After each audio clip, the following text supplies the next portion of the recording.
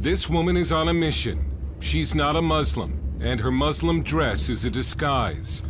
Her mission is for Muslims to know what is in the Quran, because she says if more Muslims knew what was in the Quran, more would leave Islam. Mona Walter came to Sweden from Somalia as a war refugee when she was 19. She says she was excited about joining a modern European nation with equal rights for women. But as a young Muslim woman, that was not the Sweden she encountered.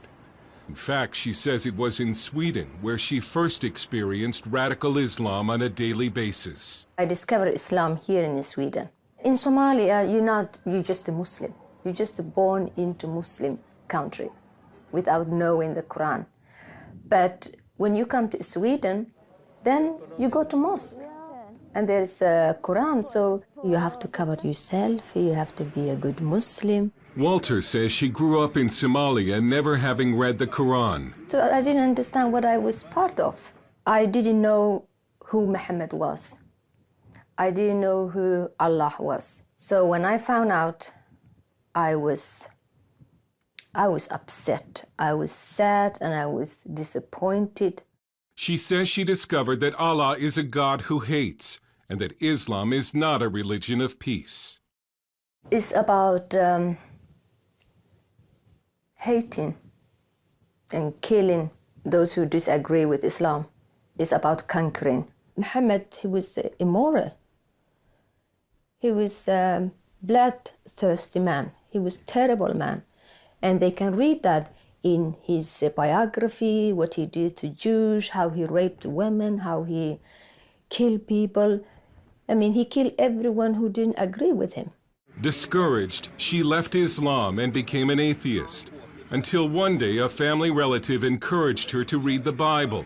She still remembers the first time she read Matthew chapter 5, verse 44, where Jesus said to love your enemies and pray for those who persecute you. It was very strange for me, love your enemy, because in Islam you have to kill your enemy.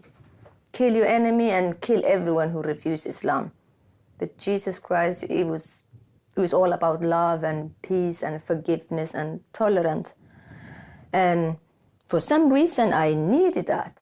She went to see Pastor Faoud Rasho, a Syrian immigrant who ministers to former Muslims in Sweden. She started to believe, and she came to me. That was the beginning of her trusting. I was so happy. I was filled with joy. Then I accepted Jesus Christ. Mona says the Lord gave her a burden for Muslims who still do not know the truth about Islam, and she began to copy verses from the Quran and hand them out on the street to Muslim women. Sometimes they listen, sometimes they become very upset, and I just told that, you know that your husband, he have a right to beat you if you don't obey him. And say, no, it does not say that. Yes, it says that.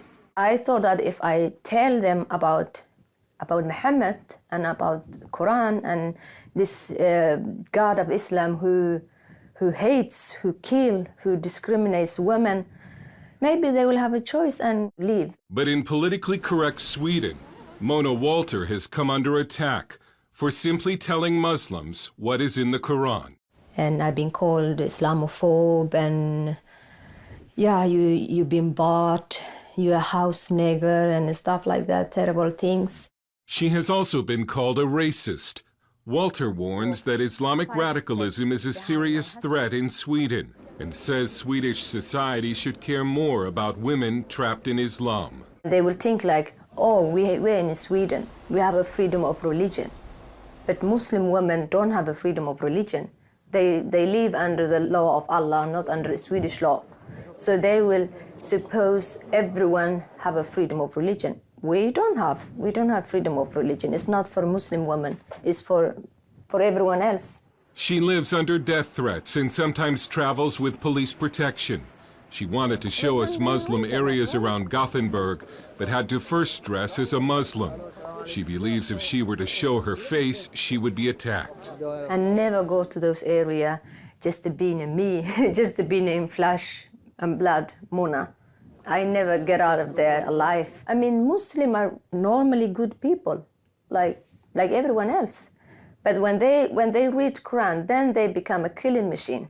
This so-called ISIS or Al-Shabaab or Boko Haram, they're not extremists, they're not fanatical, or they're just a good Muslim who follow the teachings of Islam. The Prophet Muhammad, he did that.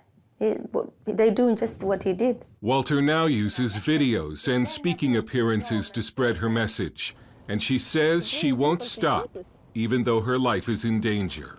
Dale Hurd, CBN News, in Gothenburg, Sweden.